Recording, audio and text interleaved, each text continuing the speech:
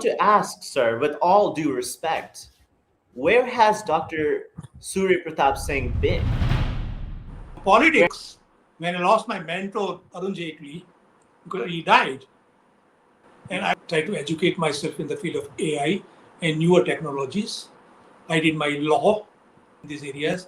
I have been executive counseling large number of bureaucrats, mostly the younger ones, IAS, IPS, IFS, some area of my interest, like infrastructure development, industrial development, finance, banking. I've been asking, coaching youth of India, even abroad, how to become an employment provider rather than an employment seeker. But there was a weird comment made towards the end of the pitch meeting that I was a bit confused about. How the next generation of India are cockroaches? And so how dare people call my generation cockroaches? Youth of India, they took it in their stride, accepting that, okay, we are cockroaches, but we are going to make India as one of the fastest growing economies.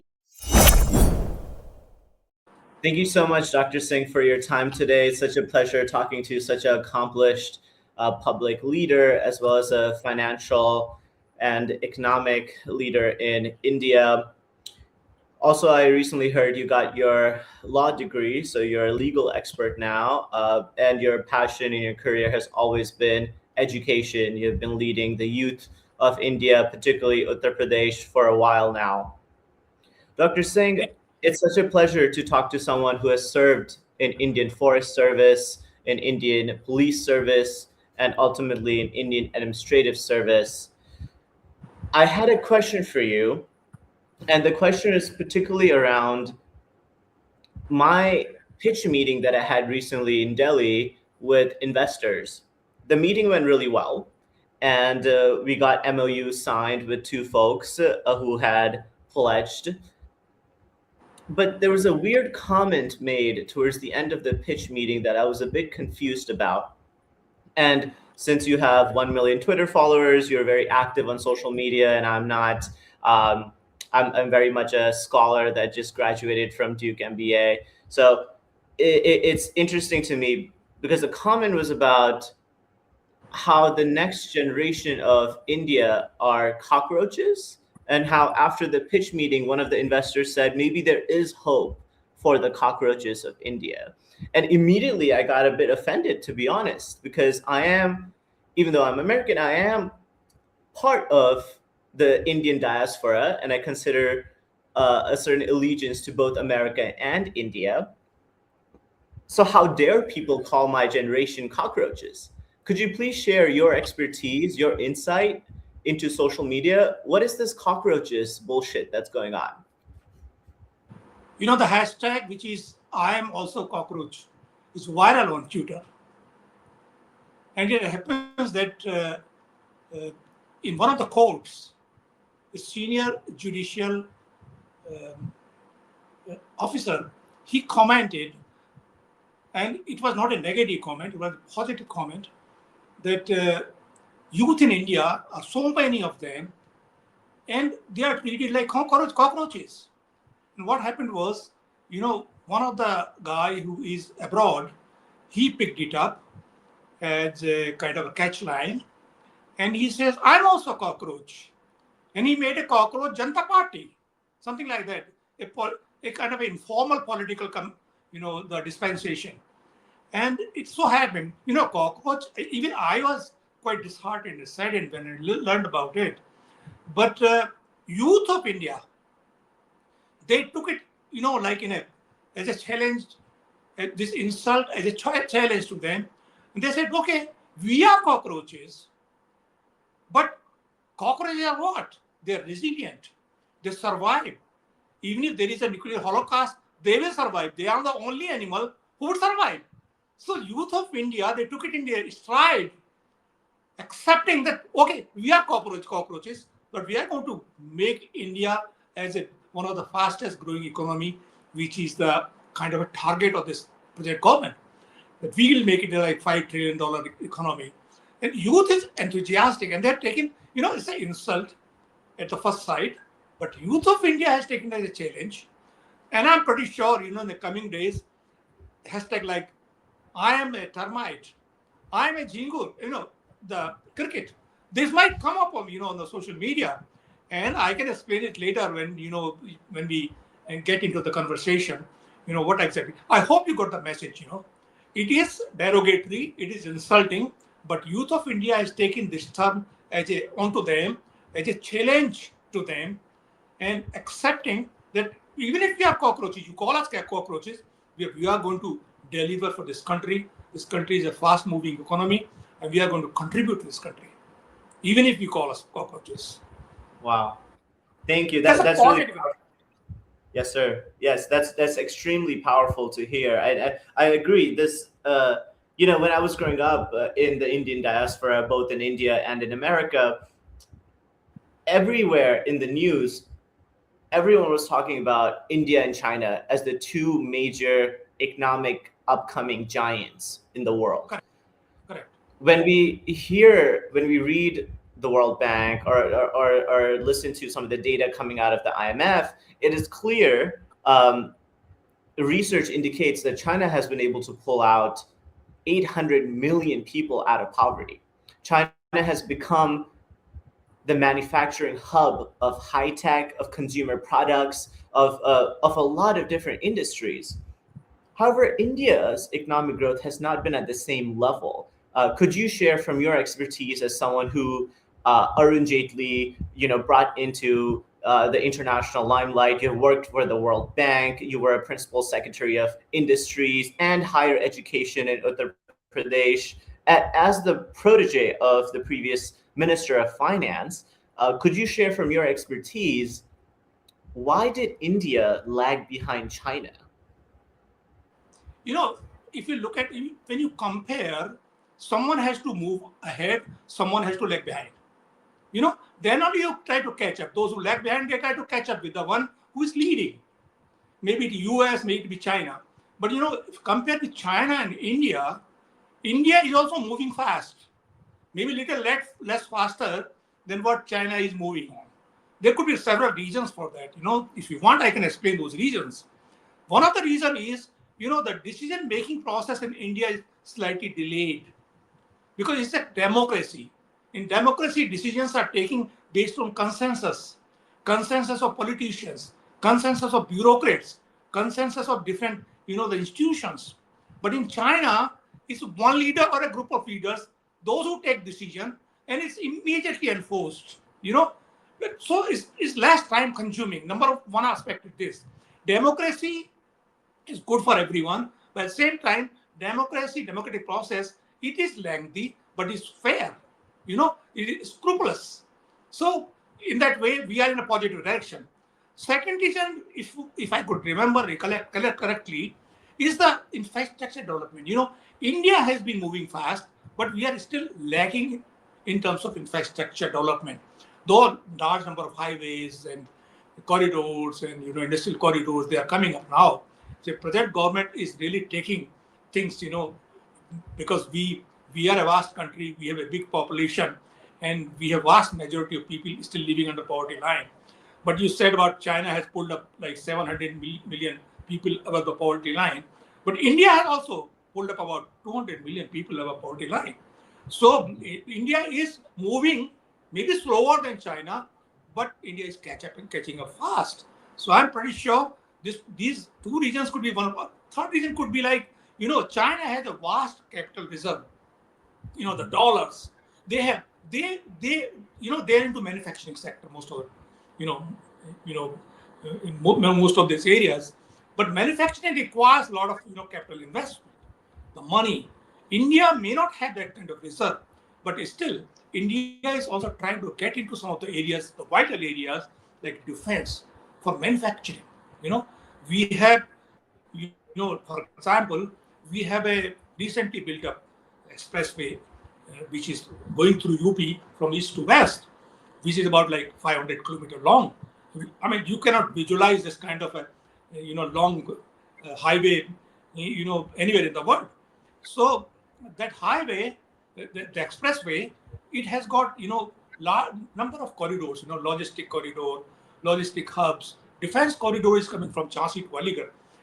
But India is trying to kind of catch up. But as far as experience goes, maybe we might be slower, but we are catching up fast. Thank you so much for that education piece. I do appreciate learning more about the infrastructure development and the logistic progress that we have made in ensuring commerce can flow throughout the country and foreign direct investments can come in too. Can you talk? I'm sorry, you were about to say something. I apologize. I mean, maybe I'll add that in your next question. Yeah, of course. Yeah. Absolutely. Uh, Talking about the infrastructure development piece, I'm curious from your perspective as leading higher education. You have done amazing work, such as creating the Knuckle Roko Abhiyan, which has brought a lot of awareness about the multi-billion-dollar education mafia that exists, not just in Uttar Pradesh only, but in the entire country. So, as a leader in higher education, could you talk a bit about the India's demographic dividend? So India has a very large young population. So from a human capital development perspective, and then also leveraging that human capital to deliver for the entire country an economic dividend, from your experience, can you speak a bit about that challenge? The credibility, honesty, and ethics, they are the most important part of any development, may it be economic, may it be industrial, I mean, any area, maybe social. But India, is a place where, the youth population is so vast. And out of that youth population, you have like 15% of the youth population as a highly skilled, the workforce. And which is, and this workforce, its potential yet to be realized, in fact, in full. So this workforce is a kind of foundation stone for development of the infrastructure, manufacturing, IT, software engineering. I mean, this is a fundamental base. That's why large number of countries are in fact importing that skilled workforce. Like recently, Russia had placed a demand. Large number of other countries like Israel, in Middle East, African countries, they are seeking, the help of government and the private agencies to have more skilled labor from India. Well, though India itself requires large, skilled labor force, but we have a state like UP. Say, for example, it has around like 0.24 billion population. Out of that, I mean, it's a big population. Like I said, like a more than any like European countries. It's itself a country. Uttar Pradesh. So it has like 0.24 billion people live here in this state, and out of that, about 15 to 17% or 20%, youth is a skilled force, because they have like 6,000 of ITIs and other professional agencies who are training these, providing skill to these youth. And they are ready to launch, the or participate in the development process. But the issue is, since the youth of India so far are focusing on getting government job. But now slowly, since I am involved in UP and I am in touch with like 5 lakh youth in UP itself, and I mean, if I'm not a loud mouth, I, kind of provided a leadership to the youth for launching a campaign against corruption in Uttar Pradesh. Yeah. Campaign against mass copying or cheating in examinations. We launched a campaign, and we successfully launched that campaign. And the present government is, also against anti-copying, against copying or cheating in examinations. They have also kind of launched a campaign against mass copying mafia. Yeah. But a lot has to be done. Youth has to be brought into the mainstream. Youth has to be educated. That is what I've been doing since last so many years. And they are in touch with me. Now my focus is actually to educate youth, bring them into the mainstream of development in India, particularly Uttar Pradesh. And the way the present government and the past governments, also some of them, they were really serious to get the the youth into the mainstream. So hopefully, I'm always optimistic about India and Uttar Pradesh and about its youth. People may say a lot of things like cockroaches or anything like that. They are just kind of a, the catchphrases. But I have very high hopes on youth in Yeah. India, particularly the skilled force in India. I agree with you. I mean, as you mentioned, Uttar Pradesh alone is an entire country, right? It directly translates in English to the North Nation. In itself, it has the same population as United States and Canada combined. So this region, Uttar Pradesh, Bihar, Uttarakhand, all the states, Delhi, NCR, all the states where you have been a clear leader in, you understand the value that the youth of this country bring to the world. You have talked a bit about ensuring from a talent supply chain the importance of education, importance of integrity, ensuring that the credential system that we have in place actually deliver on the outcomes of skill development. Um, can you tell me just a little bit more about uh, the digital and the financial infrastructure that India is now starting to build? I think you yourself, from a leader in industries, you have done quite a bit of work in this area as well. Can you talk a bit about the digital and financial infrastructure development that's happening in India and in Uttar Pradesh? Let me mention a couple of things in here. India, like in UPI, the transactions, it's one of the, the master class. Hmm. India has really done well. Even the small shop owners or the telewalas, they are using, you know, different apps, UPI apps for the payment.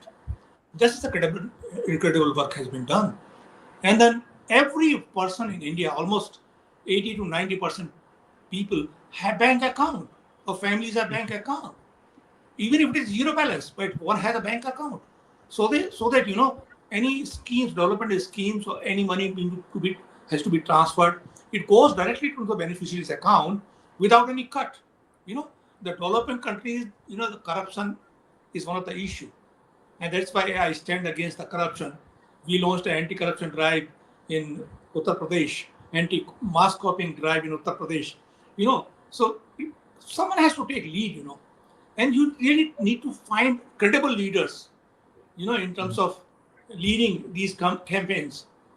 Coming back to digital reforms and things like that, government of India is really focusing on bringing in the digital reforms into every aspect. Say for example, when I was in US for like 10 years, I still keep going and coming back to India, maybe like so I when I was came back from US, I introduced in my industry department a barcode technology, QR code technology, where the physical files are converted into digital files. And now this is like in every department. It is spread to every department of the government. I started in the in industrial department where you just have a one the QR code on the top of the file, and you scan it, the whole file opens. So you don't have to carry the physical files and a load of physical files, tons of physical files lying in the different sections of department. But now it's all digitized.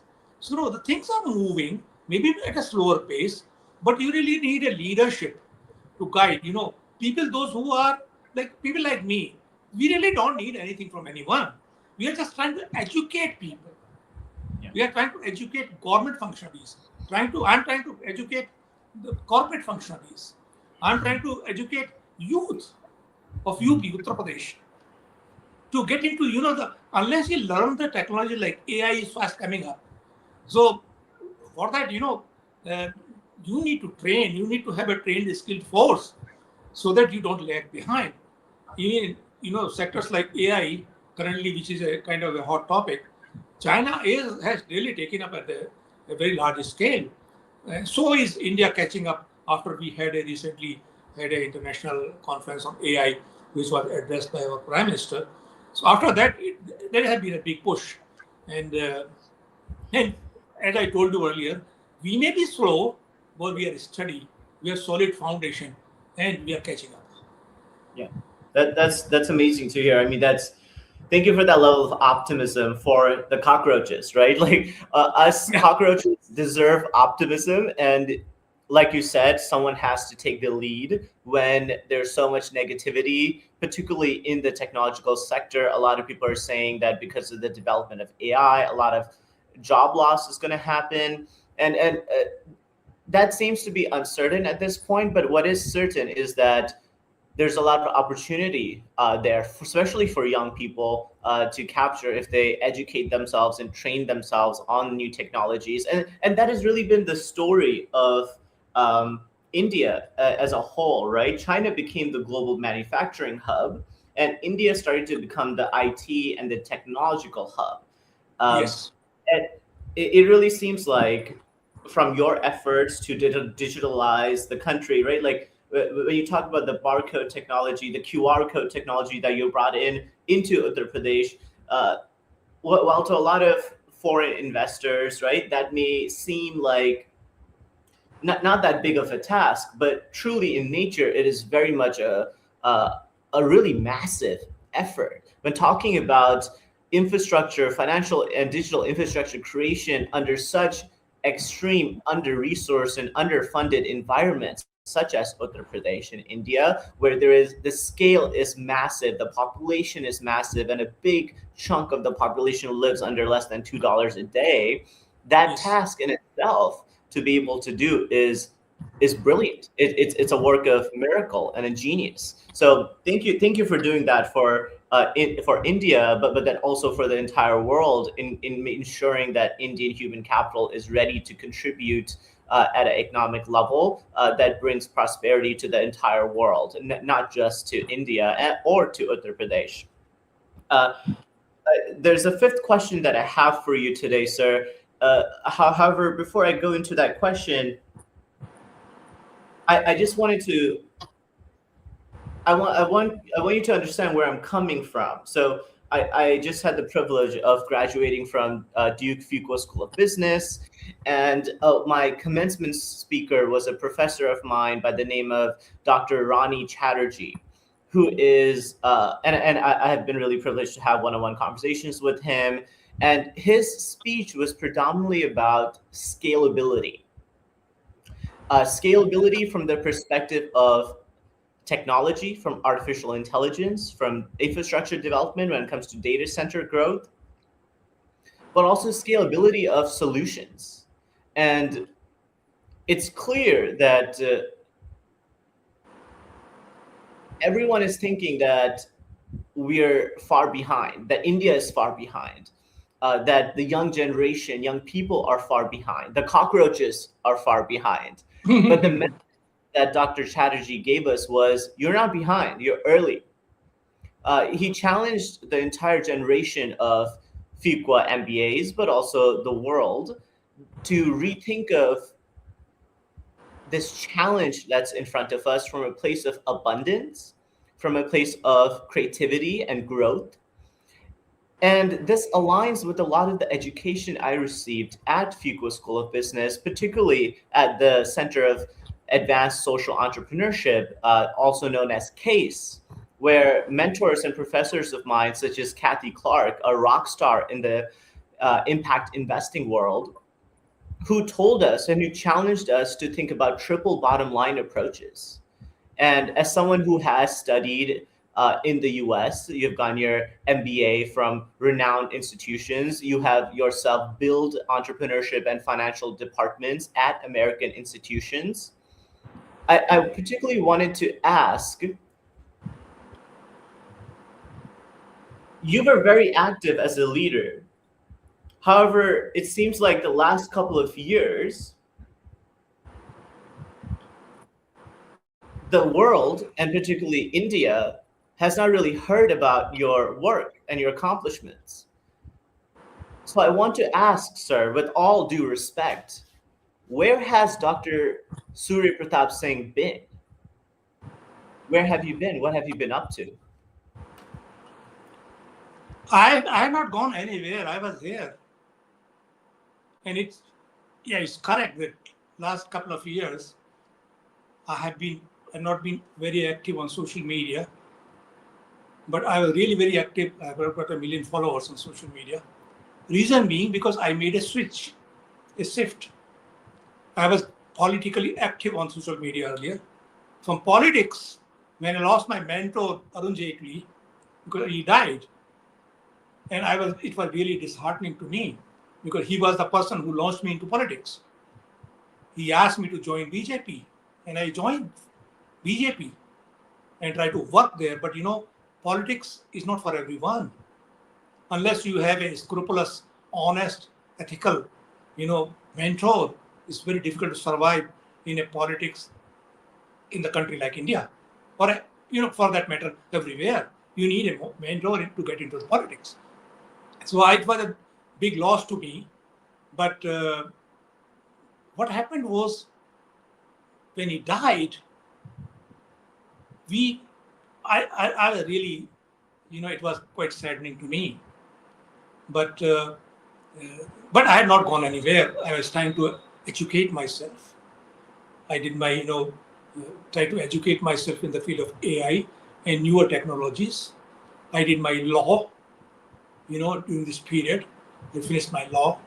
And then what I was doing is I was counseling and advising large number of industries in India and abroad. And I was quietly working for those, because it was a switch from politics to, the finance, economics, investment and development, infrastructure development, education. So that is my forte, in fact. So I found my ground there. That's why I am right now working in these areas. I have been executive counseling large number of bureaucrats, mostly the younger ones, IAS, IPS, IFS. Large number of them are in touch with me. For certain, they keep taking my advice on different areas, may it be revenue collection, revenue generation, may it be new projects, maybe like in UP, government of UP has launched a new program which is known as manufacturing one product in a district. One district, one product. It is a program scheme launched where younger bureaucrats trying to find out the products to be launched on a, some of the products are already established there. To want to launch a new product in a district and make it successful. So large number of bureaucrats they have been taking my advice on this. So I was, and even corporate leaders I've been advising and executive coaching them. So I have been busy for last 2 years. So I kept little away from politics, and I switched my area, which is the main area of my interest, like infrastructure development, industrial development, finance, banking, and development of entrepreneurship. I have been asking and coaching youth of India, even abroad, how to become an employment provider rather than an employment seeker. And that the slogan of mine, that catchphrase, has really, um, had gone in the right direction, and youth is catching up with that fast. I'm pretty sure the way things are going on in UP particular and in India, I think I'm really hopeful. And I don't claim that India is going to take a quantum jump in any of the areas, but certainly India is steady, growth is steady, may not be very fast, but steady is solid. And that's what the democracy in a country can achieve, unless you have the political dispensation like in China, where things can really be, passed on to down there and get implemented. But as I said earlier, in a democracy, it takes time. Decision make takes time. There are certain shortcomings like red tapeism, bureaucracy, and things like that. They are everywhere. We need to cut down those, the hurdles, bottlenecks, and the state government, UP has already done that in terms of bringing in, like facilitating investment, invest UP, invest in like Nivesh Mitra, and certain Pradhan Mantri Rozgar Yojana, Pradhan Mantri Skill Development Programs, or Make in India program. Number of programs have been launched. They may not be very successful at the same time, but they have brought created a kind of environment where foreign investors can come into India, and Indian investors can invest more in backward states like UP and Bihar. And for example, UP, law and order situation has really improved, which has built a confidence in the investors. It was really bad earlier. UP and Bihar, they were known for the bad law and order situation, but it has brought under control now, and people are thinking of investing in UP. But there are exceptions always everywhere. Say, for example, there were two scams, in Uttar Pradesh, which were really disheartening to me, where two scammers they signed MOU with the state government. Can you believe that? That kind of thing Wow. happens. We have to watch out for those kind of things. Yeah. One of those company I remember is like View Now. They signed a MOU of like 14,000 crores with the state government, and that guy he came from abroad, and he invited investment from India, and he got like maybe like 2.3 billion dollars, and he ran away. What? Anything that happens. So not 2.3 billion, it was like 500 million dollars he Yeah. took from the investors, primary Wow. market, and he collected that based on the MOU that he signed with Uttar Pradesh government, and he ran away. Though he is, Wow. being investigated and being caught. And another one was like one AI company, Puch AI, Puchai, because AI is getting popular, and everyone is jumping in. So he came in and signed an MOU with the state government for 25,000 crores rupees, and Wow. the company was so small and unknown company with a very meager, turnover of 50 lakh rupees. And we signed the MOU with them without going Yeah. into their history and background. Though it has been cancelled now by Uttar Pradesh government. But this kind of, we need to watch out for these scammers. We need to look into those, those who are real, genuine, and I'm not talking about myself. I can always advise. Being an ex-bureaucrat, I live in here. I have my connections abroad. I did my MBA from very reputed university from US, and I did my PhD in law, in India. So law is important in India because corporate law is important. You need to know the Copyright Act, you need to know the Patent Act, you need to, the intellectual property rights have to be protected. So I did my law, and my specialization is industrial law, corporate law specialization. So I did that, and you need to find a counselor, a advisor who is credible, who is knowledgeable, who is professionally competent to do that, rather Yeah. than believing those scammers and the cheaters. They just come in and be fool they make fool of the investors and take their money and run away. Yeah.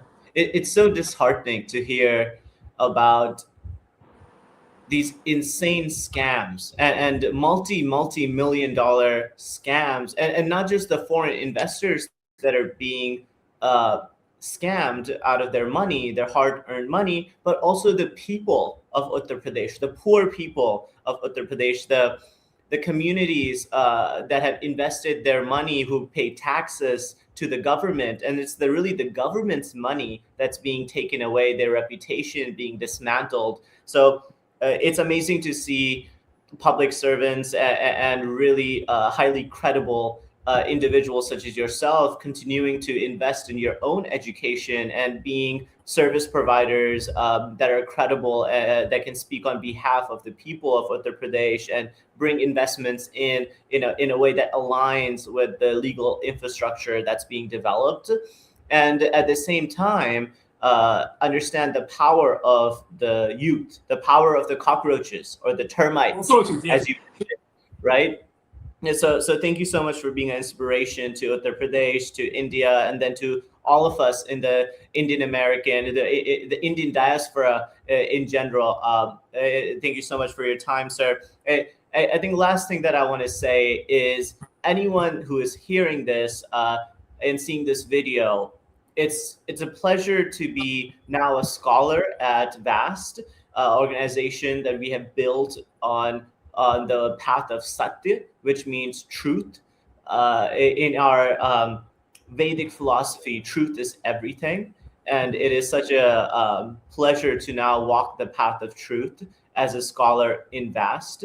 And anyone that hears this message that wants to join the new team that we are building here in India, in the US, in the entire South Asian diaspora in general, please see there's a WhatsApp link in the description of this video. Click on the link. This is an invitation to change the world together, to change India, to change Uttar Pradesh, to uplift communities. When we talk about triple bottom line approaches, another mentor of yours, Sir C.K. Prahlad, who came up with the wealth at the bottom of the triangle, right? Our goal in VAST, voluntary action for social transformation, is not just to create economic dividends for our clients, but it is also to create environmental and social value for all stakeholders, including the youth of Uttar Pradesh, the people of Uttar Pradesh and India. So it would be a pleasure to join like-minded individuals, to invite them into joining this movement. Anything you would like to add before we close, Dr. Singh? Only thing I want to add is, like, we are requesting youth, only those youths, those who are interested in entrepreneurship, business building, those who want to join hand with us. We will teach them. We would let them learn, educate them, counsel them. We are not, the youth was connected so far with me for political reasons, I'm out of politics now. Now it is a different area. Only those youths, those who are interested in bringing business, those who want to start a new business, those who want to start a new unit or enterprise, they please join us. It's not a political platform at all. It's just a platform for economic development, industrial development of the state like Uttar Pradesh. My focus is Uttar Pradesh since I came from Uttar Pradesh. I come from Uttar Pradesh. I've worked there for like 34 years. I worked for the youth of this state for the last 10 years. But the youth, I was working in a political and social environment. Now, the shift is towards industrial development, infrastructure development, economic development, employment, education. These are the areas, those who are interested in work in those areas, those youth, those who want to educate themselves, they want a training, we will train you, we'll educate you.